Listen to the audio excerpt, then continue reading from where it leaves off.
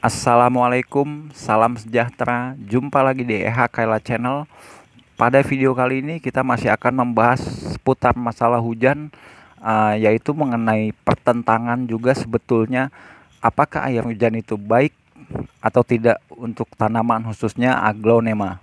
Sebab pada faktanya ada sebagian hobis yang mengatakan bahwa it's okay, air hujan nggak ada masalah, bahkan bagus buat tanamannya. Tapi ada juga sebagian hobis yang mengalami kerusakan pada tanamannya ketika terjadi hujan.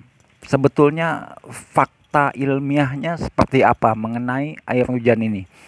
Tapi sebelum kita masuk pada pembahasan, izinkan saya untuk mengucapkan terima kasih kepada kawan-kawan semua yang telah dengan keikhlasan bantu membesarkan channel ini dengan men-share-nya ke platform media sosial yang lain. Walaupun kawan-kawan semua tidak mengatakannya, tapi saya tahu sebab pada data traffic di channel kami itu menunjukkan bahwa sumber eksternal yang berasal dari platform media sosial lainnya itu cukup banyak. Jadi dengan segala kerendahan dan kedalaman hati kami mengucapkan terima kasih kepada kawan-kawan semua.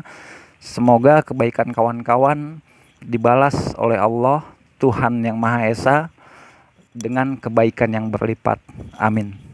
Oke, kita akan langsung masuk pada pembahasan. Sebetulnya fakta ilmiah air hujan ini seperti apa sih? Bagus atau tidak sih? Di tengah uh, kontroversi, ada yang bilang bagus, ada yang bilang enggak. Oke, kita masuk pada sebetulnya secara ilmiah air hujan itu mengandung unsur nitrogen, di mana pada pupuk yang suka kita gunakan biasanya itu pun terdapat unsur nitrogen ini dengan lambang N. Nitrogen N, P fosfat, dan K kalium. Jadi unsur makro ini adalah unsur yang amat penting bagi pertumbuhan tanaman. Lalu di mana mengapa air hujan ini bisa mengandung unsur nitrogen? Pada dasarnya di udara, unsur yang paling banyak ada di udara adalah nitrogen.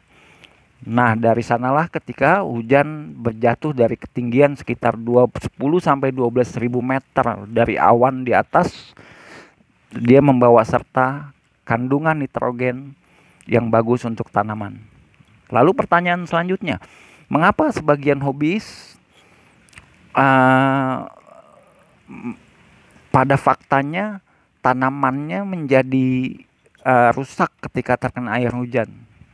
Oke, pada satu sisi kita sudah dapat tadi bahwa air hujan bagus. Lalu ada fakta juga air hujan nggak bagus.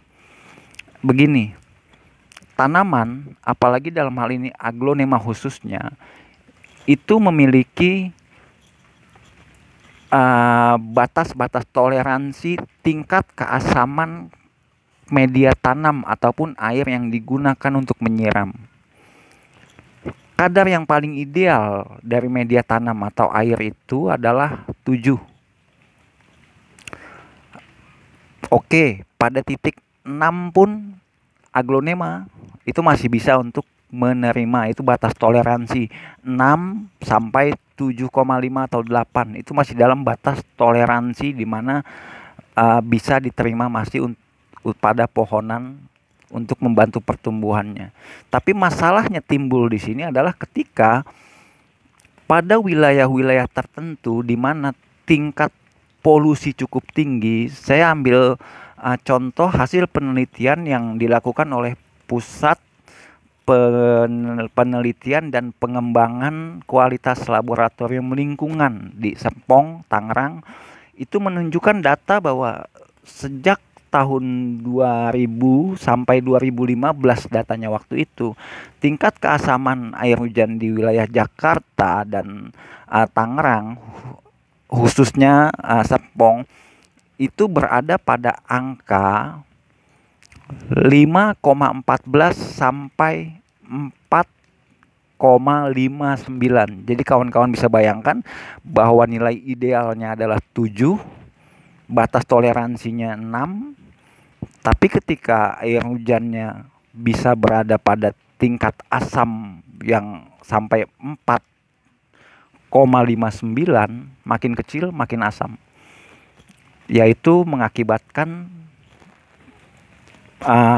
tanaman menerima asupan air yang ya kurang bagus dengan tingkat keasaman yang tinggi.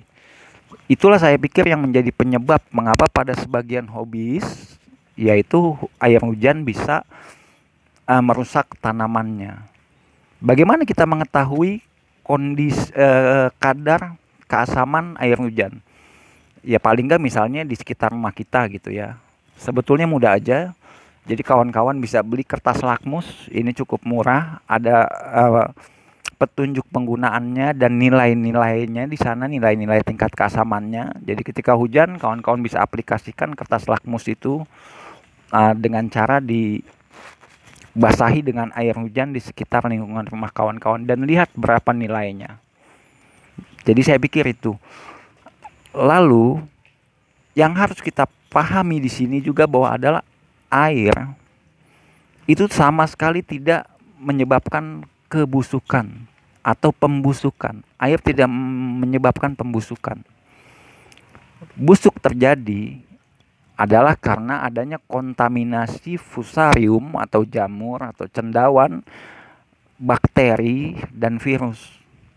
Lalu mengapa kalau basah pada media tanam terlalu banyak gitu ya, air yang mengendap terlalu banyak, itu bisa menyebabkan busuk. Ya pada dasarnya ketika endapan air pada media tanam terlalu banyak, maka itu menjadi tempat yang ideal bagi tumbuhnya fusarium, bakteri, ataupun virus.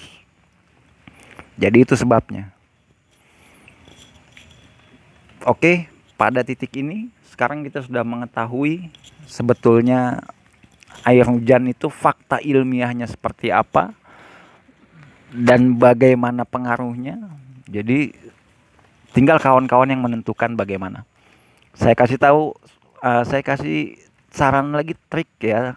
Misalkan kawan-kawan kurang yakin dengan kualitas air hujan di lingkungan kawan-kawan, begitu tanaman kawan-kawan setelah terkena hujan, maka setelah hujan selesai, basahi lagi aja dengan siram dengan air tanah yang misalnya dari sumber air tanah ataupun air pump yang biasa kawan-kawan gunakan untuk kebutuhan sehari-hari. Juga gunakan media tanam yang porus agar sirkulasi air itu lancar dan air tidak mengendap terlalu banyak di dalam media tanam. Dan ingat juga satu hal lagi, bahwa pada dasarnya semua makhluk hidup memiliki kemampuan untuk beradaptasi. Semakin kita latih dia, maka kemampuan adaptasinya akan semakin tinggi, walaupun tetap ada batasannya. Oke, itu sekian dari kami pada kali ini. Terima kasih. Assalamualaikum warahmatullahi wabarakatuh. Salam sejahtera.